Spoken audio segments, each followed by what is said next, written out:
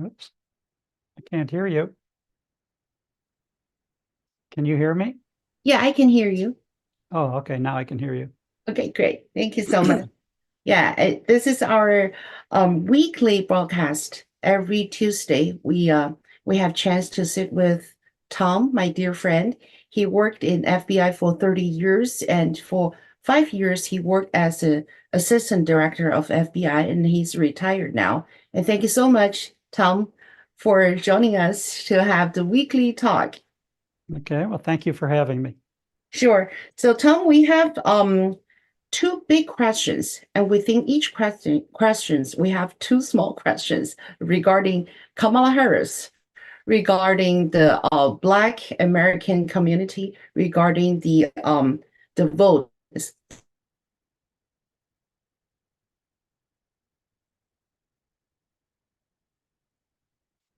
Okay. Tom, can you hear me? Yeah, you locked up for a minute. Okay, go ahead. All right. Okay, sure. So the first question is, recently we see that the Black community is not that a good sign for Kamala Harris. People are not interested in her, don't want to vote for her. So Obama then came out and tried to help her. We all see the video that he talked to the Black community, but still not good reaction for that, and just people just don't buy them. And I saw a very interesting video that an American African American gentleman, he said Kamala can marry to a white husband. Why can't we elect a white president? So that means they use the race card. It doesn't work anymore. So now, I think it's yesterday or today, Kamala just announced a new policy that their government, will grant the Black male entrepreneurship up to 20,000 to start a company or a business, meaning the 20,000 is just give it to you. You don't need to return. So my question is this so-called buy the vote? And do you think it will work? I think, well, they call it pandering, and Uh, theoretically, it usually doesn't work, but it might, I don't know. I think the main issue that Kamala has isn't just the Black community, it's the Black male community. mhm, Black men don't like her. mhm, And you can come up with whatever number of reasons the analysts think that's the why. But mhm, apparently, Obama comes out this past week mhm. and pretty much criticizes them that you need to support her and Yeah. get out there and this is terrible and all of that. Mhm. And the question is whether they appreciate that or not coming out of him. So I don't know. That'll remain to be seen. But yeah, all of a sudden now she has all these policies that she's going to help Black men start a business and have a number of tax benefits Right. and issues like that. And I don't know. We'll see if it works. We'll see. It's so hard to know because the polling is so difficult. The polling is so inaccurate, so Mhm, biased. Depends mhm, on who's conducting the poll, and mhm. it depends on what they're asking and who they're asking and how they ask the questions. And I think that that's where the problem comes in. So you look at, I've watched a number of analysts talk about polling going back to the Hillary Mhm, campaign in 2016 that had her up by 7 or 8 or 9 points over Trump. And mhm. then Biden was supposed to be, I don't know, 10 points over Trump. And when Mhm. the actual election happened, it was much closer than they thought. Now, in the case of Hillary, she lost the electoral. She did win the national vote, Right. the popularity vote. Mhm, But she had been advised by her husband, Bill Clinton, you need to go to those Rust Belt states. You need to go to Pennsylvania and Ohio and Wisconsin and Michigan and campaign. Don't take it for granted. And she was going by the polls telling her she's so far ahead, there was no need to go there. Then she loses. And Bill basically tells her, I told you so. mhm. And then her answer to that is the Russians helped steal the election. That's been and it's okay for her to not trust the election results. It's okay for her to say it was stolen and, issues like that. But how dare Trump if he says that? He's not allowed to say it. Any Democrat can say that the election was stolen, and but no Republican's allowed to say that. And you have Biden in 2020, way ahead of Trump. And then when the time for the election came, it was only a small margin that he won by. Now you have the same thing. Many of the same polls saying, Kamala's ahead, maybe not 10 points like they did in Biden's case, but enough, 2, 3 points in here and there in these states. And some of the polls that are more reliable and have better methodology in how they calculate who's voting for who, polls like Rasmussen is a very reliable poll. They've come out and said, Trump has turned the corner. She's not leading by that kind of a margin everywhere. She's close to being tied in some states, but not. And then what they also analyze are the issues. Who's ahead on what issue? So you take each issue like the border, Trump is way ahead. You take the economy, Trump is way ahead. You take inflation, all of those things, Trump is way ahead, except for one thing, abortion. So she does have a lead with mainly Democrats because their propaganda that Trump's going to abolish abortion and outlaw it everywhere and all of that, which Trump has said repeatedly he's not going to, that he supported what the Supreme Court did in putting it back to the states deciding. And that's how it is right now. So anyway, the poll experts are saying, how can Trump lead by so much on so many issues, and then they turn around and say, but she's winning. Right. How's that work? That's a good point. So the problem is with the polls is that you can't trust them, or you can trust them to be wrong in most cases. Right. So from the statistic, I saw that the Kamala Harris popularity among Black community hit the history new low, the lowest from 1960s. So it's about 80 years and he hit the new low. So I just wonder why the Black community is so turned off from Kamala Harris, where that they were strongly supporting Obama. Well, along the way, Obama comes along and he's going to be the first and hope and change, and he's going to change everything, and it's going to benefit the whole country. And then he's going to benefit the Black community. And essentially, during his presidency, he did just about nothing for the Black community, as is all the other previous democratically elected or Democrat candidates, I should say, that were elected. They made big promises to the community and then didn't keep any of them. Trump actually kept more promises with enterprise zones, and he had Dr. Ben Carson helping him do many of those things. And that gained him some respect in the Black community for basically keeping his promises of what he was trying to do. So I think that's a big factor. And the other factor is with, Kamala, several years ago when she was running for office, she bragged about being basically Indian. She's going to be the first, but she didn't brag about being Black. Later, she says, I'm Black. And that's why Trump made fun of her. Are you Black, or are you, what are you? You don't know, or you are whatever you want to be on a certain day. And the liberal press just crucified Trump for being a racist and misogynist and every other thing. How dare he criticize what she is? Well, she's the one that walked on what she is and didn't know what she is. And then she's the one that when she goes into each community campaigning, she tries to pretend like she has their accent. Right, exactly. Whether it's a Jamaican accent or a Southern accent or whatever it might be. Much like Hillary tried to do in 2016 when she tried to imitate a Black accent, Black dialect, and that backfired because they look at that and say that's pandering, you're being insincere, disingenuous, we don't trust you. you say whatever that audience wants you to say in the way that she thinks that audience wants her to say it. The style, the dialect, the accent. And many of the people in those communities resent that. They don't like that. They like Trump being authentic.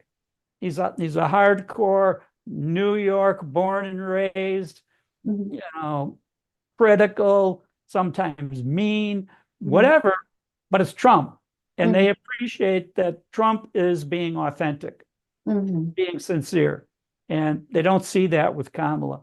And as far as the black men, I think that they think she's pandering. And I think that they oftentimes, with many celebrities and movie stars, resent it when a so-called black woman marries a white man. I'm like, wait a minute, black men aren't good enough for you? So there's a little bit of resentment there that Obama and all his lecturing and criticism is not going to overcome all of that. There's a resentment in the community directed at her. And that's a big part of it. Her answer to that then is to start pandering. I'll give you $20,000 to start a new business. I'll give you tax breaks. I'll give you this. I'll give you that. And they're looking at that like, well, why haven't you been doing that? Again, as Trump famously tells her over and over, why didn't you do that 3.5 years ago, 4 years ago during the Biden administration? And especially, she's tried to campaign on the fact that she is not going to be like there's going to be change. She's going to be a change candidate, a change president. And then at the same time, in recent last week interviews with mainstream media, where they ask her, what would you have done different? Or what are you going to do different than the Biden administration? And her answer has always been pretty much nothing. I'm going to do what, what's been done for the last 3.5 years. I'm going to continue. Well, how is that change? How is that being? So what they basically see is that her answers are never sincere or honest, that she's always making up these answers to fit the moment.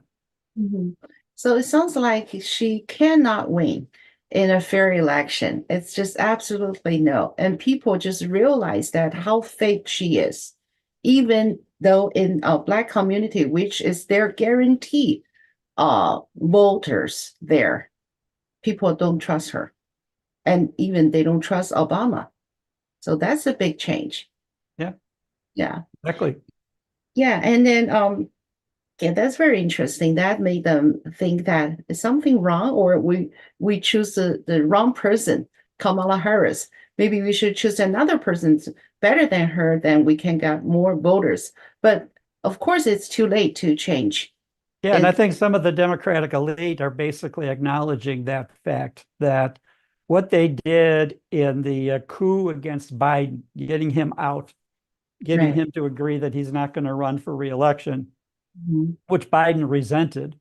And his staff and Kamala's staff have been doing some fighting behind the scenes. But Biden, basically people think they stole it from him, which they did. Exactly. So during the primaries, 14 or 15 million people voted for Biden. 0 voted for her. And then all of a sudden, and by the way, the Democratic elite, as a matter of strategy, were the ones that wanted the debate between Biden and Trump to be even before the political parties had their conventions. So to meet months before the conventions, or a month before the conventions, when it's always in the past, the presidential candidates would meet in September or October afterward. Now they wanted to move it up because there's early voting in most states now. So they wanted to at least get it, close to the conventions. But by doing that, they finally exposed what they had been lying about. So everybody who's anybody in the Democratic Party would say that Biden is as sharp as a tack. He's brilliant. There's nothing wrong with him. There's nothing that he's impaired with.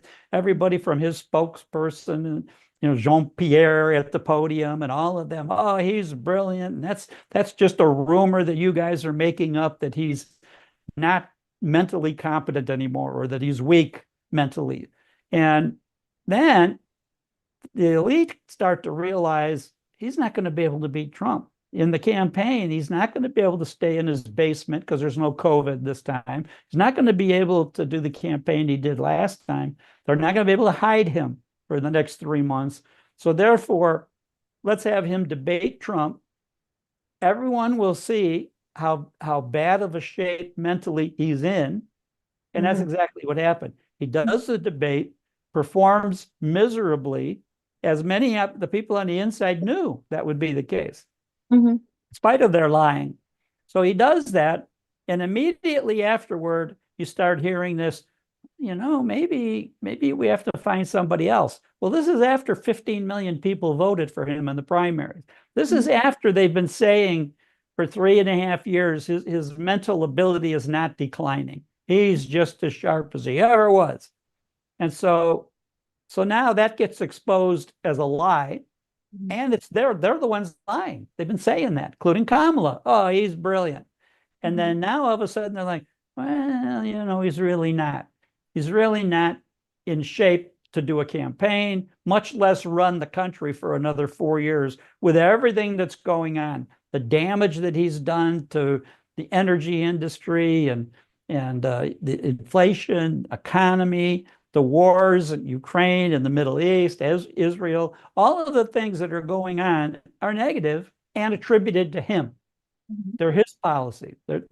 And then you have Kamala saying, oh, no, they're our policies. I was always the last one in the room, including when they got out of Afghanistan, the disaster that was. She claimed she was the last one in the room with Biden when they did that withdrawal. So all of these bad, horrible policy results that they can't just say, and she can't say, well, Biden did that on his own. I didn't really support him. We argued about that. No, she says, I would have done the same thing. And she was in the room with him, and they did the same thing. So now all of a sudden, that's another lie that she's caught up in, is what she supported and didn't, and how she did or didn't support Biden. And much of that they've been trying to hide. So they've hidden for the first couple of months of picking her just out of the hat to be the nominee. After that, the strategy was much like the strategy with Biden in 2020, keep him away from everybody, put him in his basement, only, controlled, scripted presentations. So they lock her up from talking to any hard questions, any of that, thinking if the public knows, the more they know about her, the more they're going to resent her and not want to vote for her. They'll understand she's a Marxist. Plain and simple. She's a flat out Marxist, and the country is not going to be turning in a good direction under her. So that's what they decide to do. Well, now that's starting to backfire. People are because Trump keeps hammering away at these rallies and doing interviews with anybody that'll talk to him, even if they're against him. He'll do interviews with them anyway. And she won't do interviews with anybody except the most friendly, favorable interviews. And then she doesn't do that well then. Now, all of a sudden, her campaign people are saying, we're going to have to. We don't want to, but we're going to have to put her out there. And so this week, you have her scheduled to do a long interview, I think 25-minute interview with Bret Baier from Fox News. Now, Bret Baier is not Hannity. He's not Jesse. He's not the most conservative guy. He's the news division of Fox is much more liberal, moderate, all of that. So the question there will be, how hard will Bret Baier be on her? So she may think, he's pretty moderate, and he's not the biggest supporter of Trump or the Republicans or the right wing, and therefore thinking she has a better chance being interviewed by him. I just wonder, it is a live stream or it is being added again. Well, they're claiming it's going to be live. Okay, well, now they're claiming it. Whether it actually, we'll see. Yeah, we'll see if that changes. Whether they do the interview early afternoon and edit it and twist it around and then put it on when Bret Baier comes on 6 o'clock Eastern time on his 1 hour newscast. We'll see. That'll remain to be seen what she does in that Yep. interview. Yeah, it's a big task for her. I just wonder why this Democrats elite, which pick up Kamala Harris as a candidate, think that Kamala Harris have a better chance than Joe Biden to win over Trump. They know who Kamala Harris is. They know her capability is. How come they think she has a better chance? She does not. I think they just felt, good question, except I think maybe they felt that Biden would be too exposed in a campaign this time. There's no COVID to hide in his basement. And so this time he might have, and Trump has a positive record to run on, much more positive, and comparison to Biden, compare and contrast the two administrations. So in 2020, Biden saying he's going to be a great president and he's a moderate, he's going to unite the country and all of that. Well, those are promises, they didn't know would be kept or not. So, excuse me. So I think that, excuse me one second. Sure.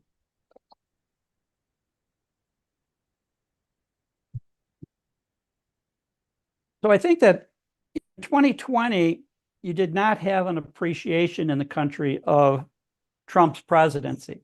They didn't have anything to really compare it to.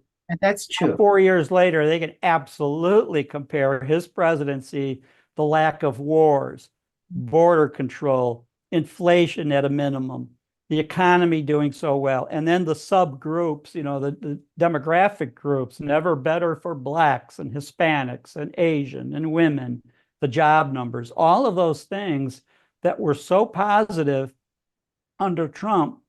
Now you've had 4 years of comparing Biden's disastrous administration, I should say Biden-Harris, because she was right with him, that you have the ability to compare the two presidencies. And that's why during the debate, the first question to Kamala, was, do Americans think they're better off today than 4 years ago? She didn't answer the question. She starts, middle class. my mother was this, and she didn't answer the question. Because the question would be, of course they don't. All of the polls, all of the analysis says in every area, the major areas, the economy and safety, security, the border, immigration, no area is better than it was. They're all worse than they were 4 years ago under Trump. So now they make up this, the latest thing is, if Trump gets elected, he won't leave the White House. We'll have a dictator take over. But wait a minute. What happened 4 years ago? He left the White House, no problem. Exactly. So I think that's the other problem, is they're starting to get, their own lies are catching up with them. And I think more and more people are starting to get wise to what they say isn't exactly what's true. Right. So I think that, thank you so much for analyze this situation. So then I think the biggest mistake is not they pick up Kamala Harris as a presidential candidates because they basically have no choice. The big mistake is 4 years ago when they pick up Kamala Harris as a vice president, which the reason is DEI, right? I was just going to say she's a DEI pick, Yeah, Black, female, and Biden said, I'm going to pick a Black woman. Just like he said, I'm going to pick a Black woman for the Supreme Court.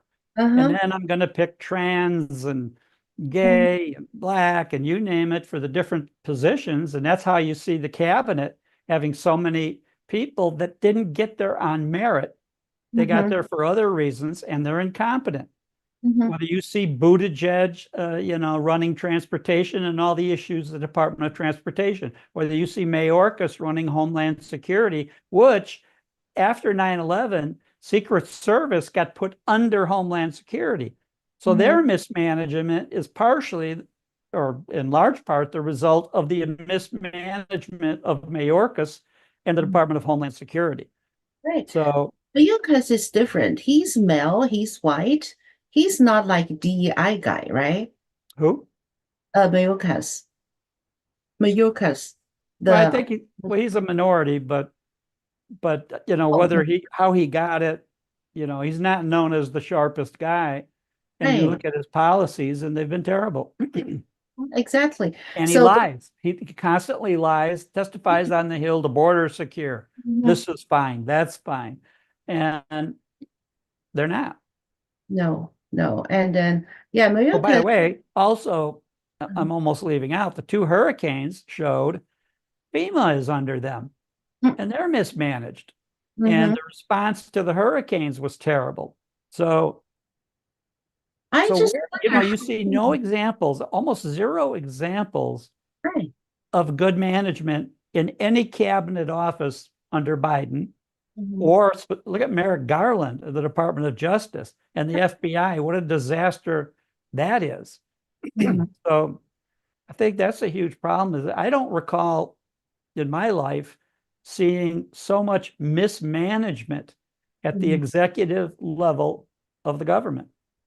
Well, Tom, I think personally, I think in the surface, you see this is mismanagement, but indeed, maybe this is planned. How can Well, you, right? right. That's a good point. Right. If their purpose is to destroy American from within, then this should be a plan. Yeah, and that's been the, for many analysts to argue about Mhm. whether, like you say, is this planned mismanagement, Mhm. Marxist on Mhm. purpose, Mhm. or just, they just accidentally happen to be so bad. And I think to a large extent it is planned.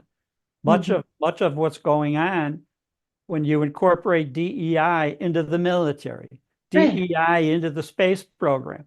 Yeah. Different companies put DEI like Boeing, and Mhm. their doors are falling off their planes, and their spaceship can't Yeah. function to take astronauts into space and bring them home. They Mhm. have to begrudgingly rely on Elon Musk, which Mhm. they hate. They can't stand Musk. Yep. I remember And in China, we have a saying that as a person, it is really difficult to do everything right, but it's more difficult to do everything wrong. yeah, that's good. Yeah. So I just think that so looks like the VP, they pick up Kamala Harris as a VP, as a let's say it's DEI pick, it's a backfire them. Yeah, So bad, yeah. right? And then this is the first question that I like to discuss with you is looks like they're losing the Black community, which is one of the biggest supporter for Democrats, which is not good news to them. And it's Right. good news to people because I saw that people finally realize what's going on there. So this is very encouraged to Right. me. And I remember you always worry about people is not awake enough. It seems like the Black community is getting there, right? Well, first you have to wake them up. And Mm-hmm. then secondly, when they become woke, Mm-hmm. then go get them to vote. Get them Mm-hmm. to go do something about this. They don't have to vote for Right. Democrats because it's a habit for the last 100 years. Mm-hmm. Think and figure out that it's not a sin to vote for Republicans or for Mm-hmm. Trump. Mm-hmm. And when you look at the matchups, when you see Trump versus Biden, well, who's the smarter and more capable of those two? When you see the debate between vice presidents, Waltz and J.D. Vance, there's Mm-hmm. no comparison, Mm-hmm. of how much better Vance is than he is. Mm-hmm. And people maybe are waking up to the fact that who they pick for vice president matters because look what they've had with Kamala Harris. So Exactly. picking this guy from Minnesota, Waltz, what a mistake and what a terrible record he has. What a terrible debate he has with J.D. Vance. He couldn't have debated anybody and won, Mm-hmm. much less somebody as smart as Vance. Mm-hmm. So I think that's the problem that the Democrats have decided on purpose to pick all of these people not on merit, but on their sex, on trans, on, variety of other LBGTQ, whatever, and not on who would be the best in that. And I think that one thing I'll credit Trump with on picking Vance, and people need to be very, very cognizant of the fact that Trump is really, really in a dangerous situation. They might be able to assassinate him as a candidate. If not, he gets elected. They might do it when he wins, but before inauguration. But if they wait till he's actually president, then who the vice president is really going to matter, because that person could be president overnight. And having somebody of Vance's caliber versus what Biden did picking Harris makes the huge difference. Oh yeah, that's so clear about that. You know, yesterday I have a very good conversation with one of my friends, and we're talking about the voting and everything. And she just really concerned about California, and she said that California looks like their total control. Democrats is total control in California right now, and is our votes matter? It doesn't matter how many people vote. It's still, we cannot change anything. So that's her worry, and that's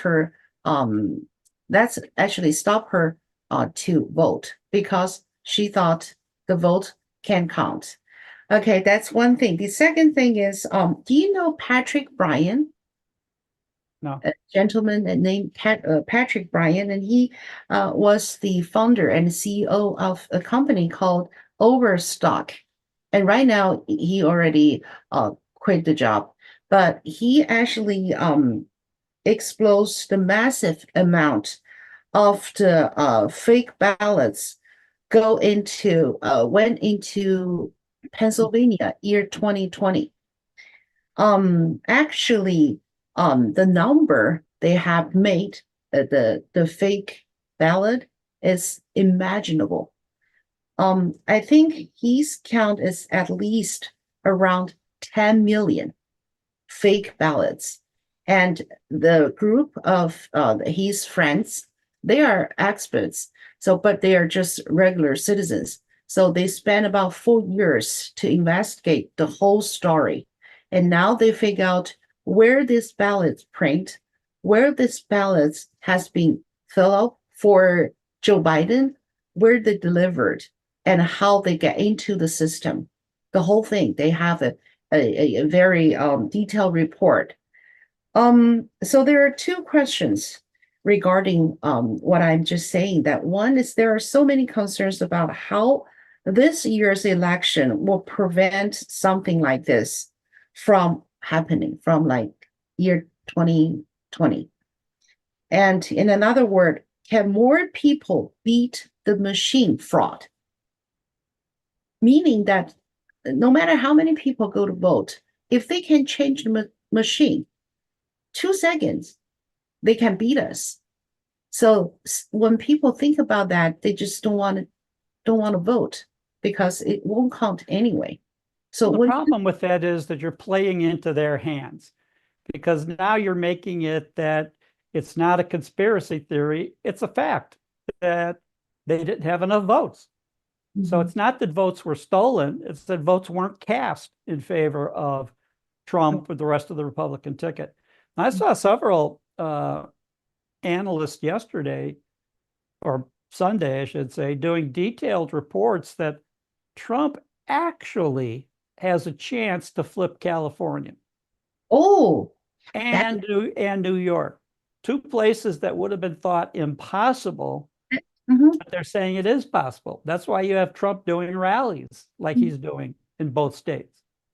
So he's not just giving up, oh, California's gone, it's going to be Democrat no matter what. But at least try, at least go out and try to convince people that it's possible. And you need to vote. You need to, whatever happens, even if they steal it, you need to cast your vote so that it can be counted, and that even if its future analysis determines, yes, that vote was cast in favor of Trump, it was stolen, and that's the best way to go about it. So do you think Republic is doing enough to prevent this kind of fraud from happening again? Well, when I hear their co-chairs of the RNC, Republican National Committee, talking about that, how many thousands of volunteers, how many lawyers they've hired look at all of these polling places, all of these issues to try to fight this. So I think that to a greater extent than ever before, they are trying to fight the voter fraud that's gone on and the way it went on in the past.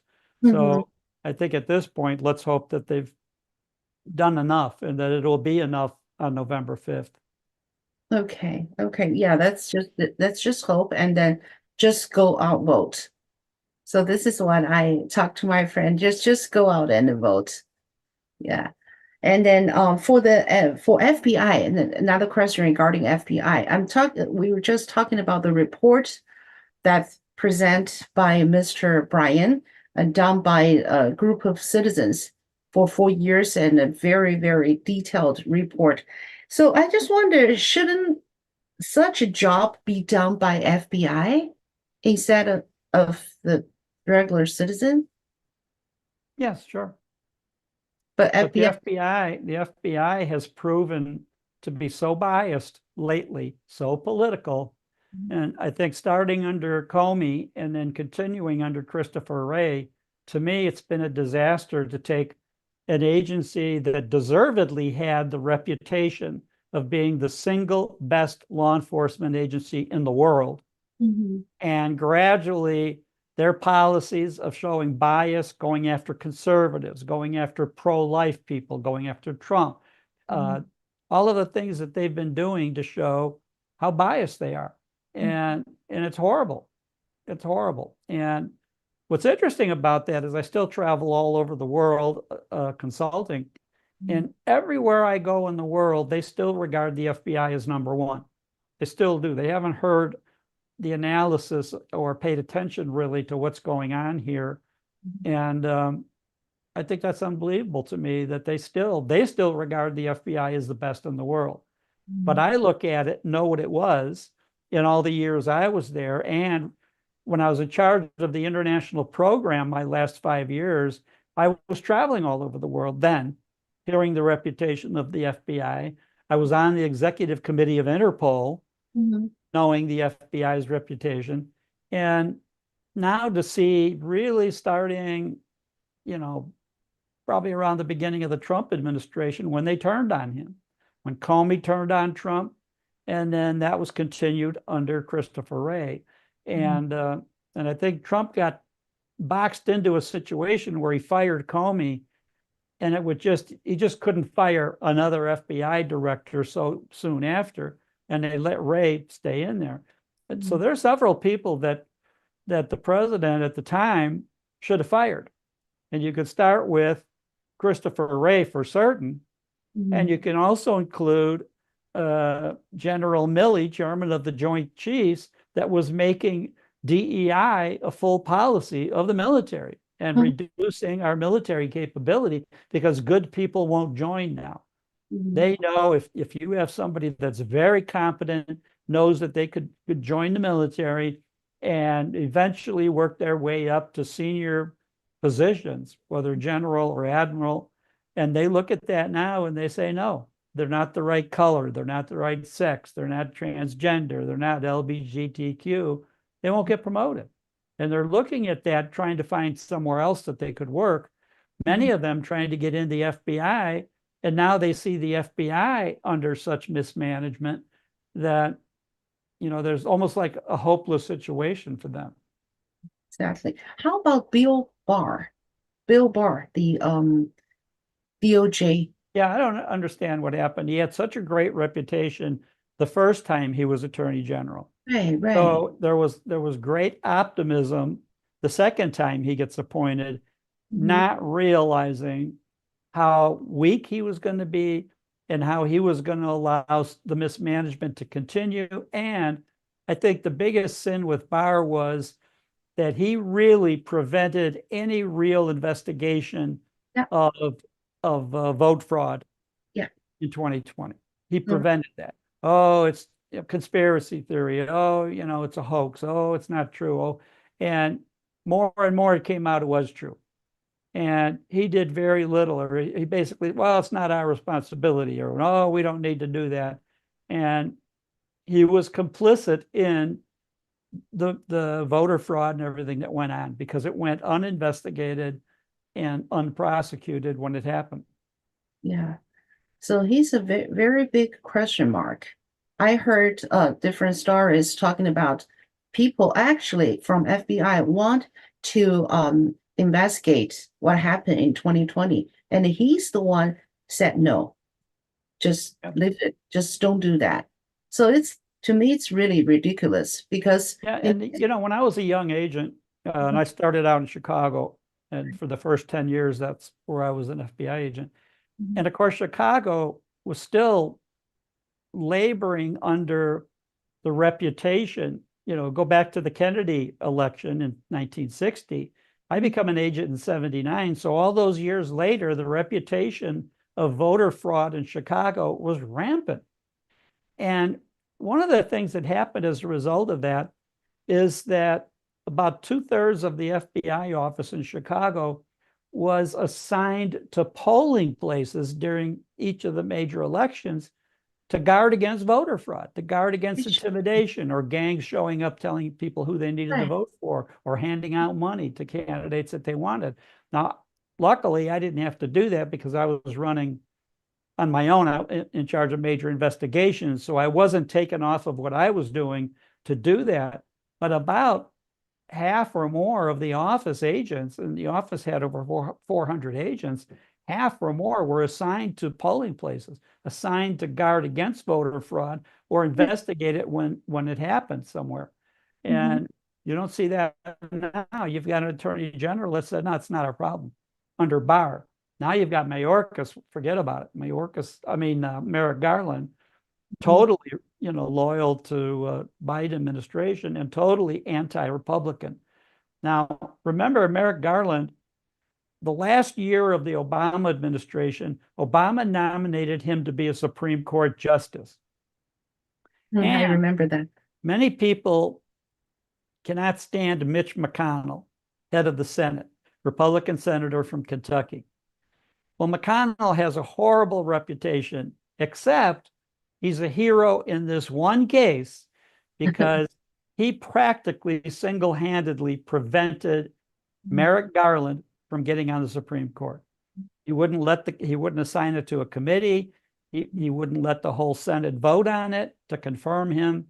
So Merrick Garland was denied a seat on the Supreme Court. And I think that he's made it his life's mission since to go after the Republican Party or Republican candidates, which he's done. So, yeah, talking about the fairness, I just heard what happened in Michigan that on year 2020, they hired work from the voters station, ballot station. They hired 7 Democrats and 1 Republican. So it's highly unfair thing happened there. But I just don't see that Republican in Michigan do anything. You see, when people in the swing state see the Democrats, it just go crazy. But where are the Republicans? Yeah, they do have a Republican Party. Until now, they've looked at it as hopeless and just let it happen. So I agree. They need to step it up. And the indications are that the new leadership of the RNC is doing a much better job of trying to go after those kind of issues. So we'll see how successful they're going to be. Right. And yeah, thank you so much. And the final question is, what would happen on November 5th and after if Trump win? What's going to happen? And if Kamala Harris win, what's going to happen? What's your prediction on that? I think among the issues, if Trump wins, many of the things that he's talked about trying to do, he probably won't be able to accomplish. There are not enough federal law enforcement officers to arrest, detain, transport, deport 20 million illegal migrants that have come into the country. Just not enough. You can want to. His heart is in the right place, but that's not going to happen. On the other hand, if Kamala wins and she becomes the president, it's also going to depend on whether she has the House, whether she has the Senate, if they go Democratic or not. And, the part about the Supreme Court is another issue.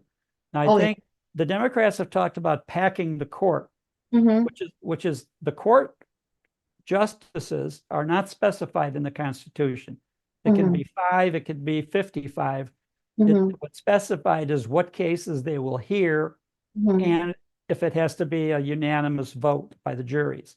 Mhm. Now, or like we see with the Supreme Court, a majority vote, 5-4, 6-3, we've seen all that. But I think that as far as packing it and making 10 new justices that could be appointed by Kamala Harris if she becomes president, I think there's enough conservative support in Congress, even among some Democrats, that won't allow that. They'll look at this as tradition. No, no, no. Even though, again, the Supreme Court doesn't say that there has to be 9 justices. So it could be any number Congress can determine. But at this point, I don't know if she'd be successful in packing the court. I don't know if they'd be successful in picking District of Columbia to become a state, because they could rule that unconstitutional. That's specified as an independent district, by the Constitution. Or the other issue is making Puerto Rico a state. If they made D.C. and Puerto Rico states, that's 4 senators, Democratic forever. So that pretty much throws the balance to the Democrats from now on in the Senate. So that all remains to be seen whether she could pull all that off, even though, from a Marxist standpoint, she wants to. But it's still, much of that's going to take Congress and the Supreme Court, because we still have, of the branches of government right now, the most middle of the road is Supreme Court, thanks to the 3 picks of Trump. So they're not completely conservative, but they're more so than other branches. And they're still a co-equal branch with Senate, judiciary, electorate, and executive branch.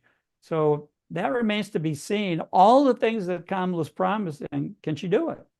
I don't know. Can she get Congress to pass it? I don't know. If she gets the Congress to go along, will the Supreme Court not say it's unconstitutional? Don't know that either. So there's so much that's not cast in stone of what it will be. Kamala gets elected. She's a Marxist, but that doesn't mean she'll be able to get every Marxist policy passed and ratified by the Supreme Court. And on the other hand, if Trump wins, for all of the things he wants to do, many of which he won't be able to do, like it or not. So what I'm saying is that in many ways, I think the government in the country will not change as much. It's a change election, but I don't know if it's going to change as much as people think it's going to change. Now, whatever happens, whether Trump gets elected or not, he can only be a president 1 more term. So I think what's going to happen, let's say Kamala gets elected and Trump loses. Well, 4 years from now, the front runner for the Republican nomination will be J.D. Vance, I think. And Kamala Harris, if the country gets so much worse, then that may wake up people finally, even more than now.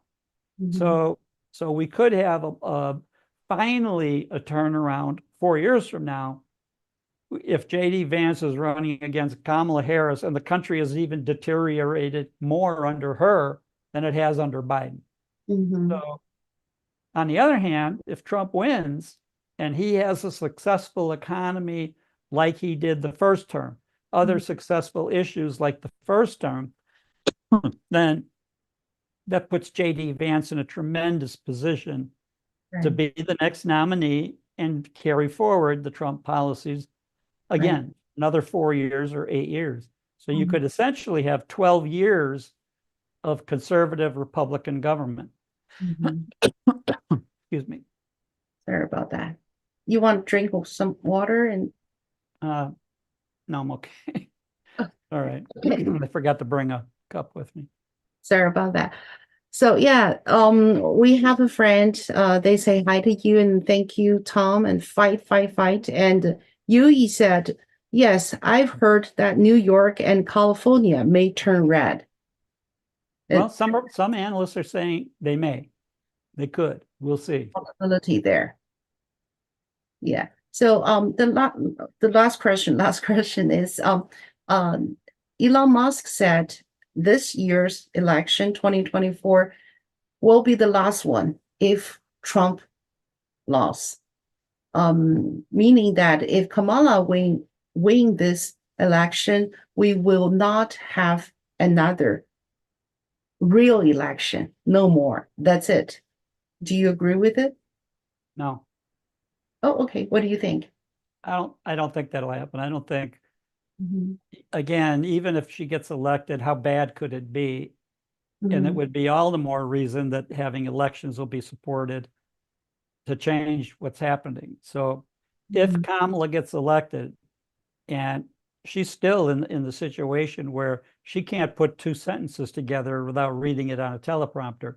So if she runs a presidency like that, I think it's going to be too exposed that she's not competent. And she doesn't have the excuse Biden had. He's old. Each Right. year he got older. And the lack of capability of Biden, the mental ability or lack of ability, is not something that gets better with age. He wasn't going to get smarter. He wasn't going to get more articulate. He wasn't going to get anything. Well, Right. now Kamala being so much younger, what's her excuse? Mhm. What's her excuse for the word salad answers that she gives anytime she's asked a question where she doesn't have a teleprompter to answer it? Um, so I think that we'll see. I think the Democratic elite will probably, I think, already regret that they picked her. And I Mhm. think she already regrets picking Waltz to be vice president. Mhm. So There's so many regrets there's a lot of regrets. because basically they don't have much choice left for them. No, So we'll see. That's a good news. Thank you for bringing us the good news that is the California and New York might turn red. This is really encourage that's why people. any of your listeners in those states in particular, Right. don't just take for granted that Trump's going to lose. Mhm. If you support Trump, vote, get your vote cast for him. Mhm. Any state, anywhere in the country. But Mhm. in those states, when we see last election how few votes Right. cost state results, Mhm. um, don't just give up. Mhm. Yeah, Don't right. just give up. Cast your vote. Right. That's so true. That's so true.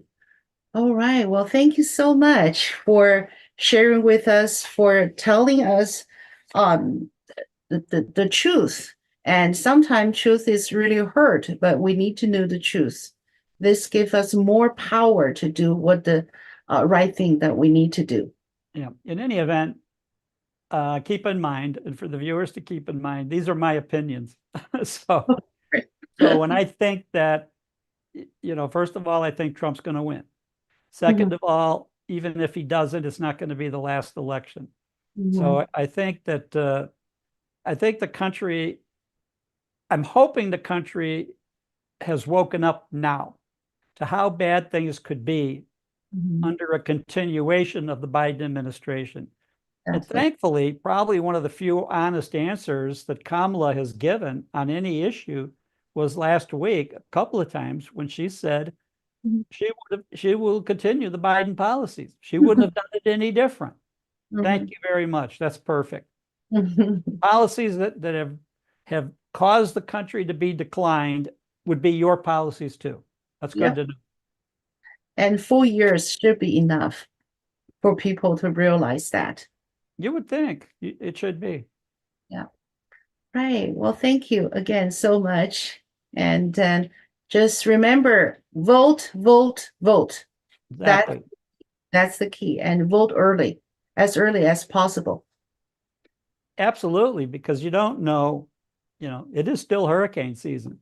Yeah, right. And you don't know if some disaster, a weather disaster, an earthquake, tornadoes would happen that would keep you from being able to vote. And right now, that's a huge issue. And Mhm. many of the parts of North Carolina devastated Mhm. is the polling places were wiped out. All those things were wiped out. Is there going to be some method that they can come up with that they can send around mobile voting centers or something for people to be able to vote? But you just don't know. And you just don't know on the day of election, if you wait till the last minute. Even that day, you could have horrible weather. You could have tornado warnings. You could have something. Get the vote done as soon as you can do it. Exactly. Well, we'll do that. Thank you so much. For next week, I think maybe we can talk a little bit about the Kamala Harris interview with the Fox interview. Yeah, with Brett Barrett, especially. We'll see. Okay, we'll see. Thanks again, and I really appreciate our audience to watch and to just have the same spirit with us. Just fight, fight, and fight. Agree. Right. Okay, I'll see you next week, Tom. Thank you so much. Thank you. See you next week. See you next